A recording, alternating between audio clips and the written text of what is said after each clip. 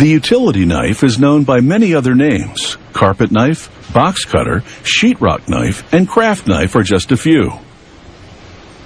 All those names reflect the many uses for this retractable knife and its incredible versatility. It comes in handy every time. In 70 years, the design of this retractable utility knife hasn't really changed much. Why mess with a concept that works? A hollow case with an interlocking nose for the blade, held together by a single screw.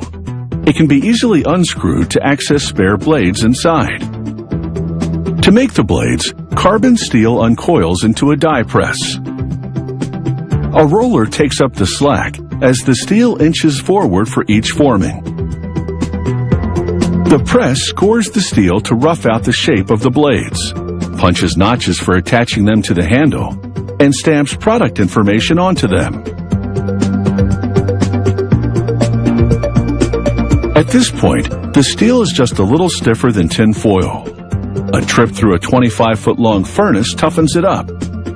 Exposed to scorching heat and then quenched by water, the steel hardens significantly. After the brand name has been printed on the steel, the ribbon of blades rides through a grinding station with different stone grinding wheels.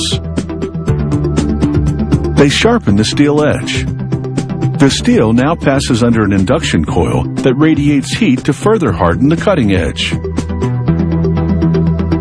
A machine called the breaker snaps the steel along the score lines. It spits out the unwanted triangular bits between the blades for recycling. The blades flow out of the breaker and into a steel channel. A pusher moves them down the channel into a tray. This system snaps and packs 250 blades a minute. They insert one blade from every production run into this tester. The tester moves the blade back and forth repeatedly to slice through thick stacks of paper strips. This gives them a measure of the blade's sharpness and durability. The transformation from blunt metal to razor-sharp blade is complete, and the utility knife blades are ready for the gripping part, the zinc case. They cast the back and front of the case in a die. The parts then bounce around in a vibratory bowl along with pyramid-shaped ceramic rocks. The friction smooths the rough edges. After about a half hour in the vibratory bowl, the casing parts are blemish-free. They head into the next station. Here, workers collect them and examine them for defects as they hang them on moving racks. The racks will take the utility knife parts through a wash station to get rid of a dusting of zinc and ceramic residue.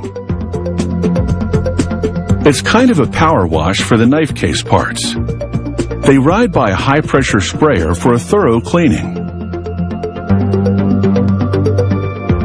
After that, they take a trip through a dryer to prepare them for a powder coat finish.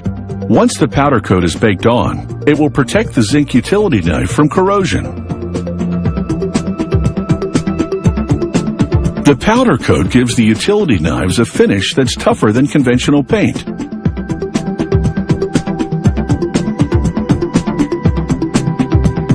Heading into the unload station now, a blast from an air gun knocks the parts off the rack.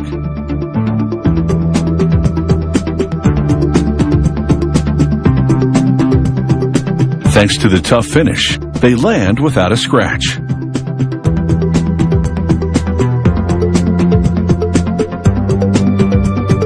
The utility knife parts are ready for assembly, and the worker uses a special fixture for that.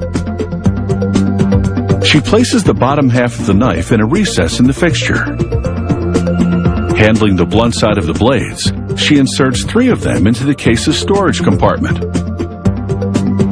She also tucks the tab of an information card into it. Next, she installs the retractable mechanism for the utility knife blades. She places the other half of the case on the assembly, and then actuates an auto screw gun to close the knife. They assemble over 40,000 utility knives per day at this factory. Now that's cutting edge.